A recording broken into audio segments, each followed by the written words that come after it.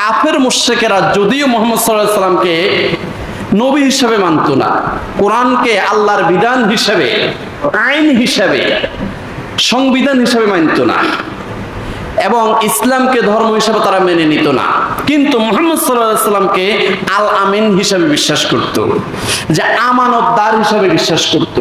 তারা তাদের স্বর্ণ গয়না টাকা পয়সা এগুলা সব মুহাম্মদ সাল্লাল্লাহু আলাইহি সাল্লামের কাছে আমানত রাখতো। এখন রাসূলুল্লাহ সাল্লাল্লাহু আলাইহি সাল্লাম আলী রাদিয়াল্লাহু তাআলা আনহুকে বললেন, ও আলী রাদিয়াল্লাহু তাআলা আনহু, আমার কাছে যে কাফের মুশরিকেরা স্বর্ণ গয়না টাকা পয়সা এগুলো রেখেছে, এই আমানত আমি কি করি? আমানত নিয়ে তো মদিনায় চলে যাওয়া যাবে না। আলী রাদিয়াল্লাহু তাআলা আনহু বললেন, ইয়া রাসূলুল্লাহ সাল্লাল্লাহু আলাইহি ওয়াসাল্লাম, আমার কাছে আপনি আমানতগুলো রেখে যান, নামে নামে আপনি বলে যান, আমি আগামী দিন প্রত্যেকের নামে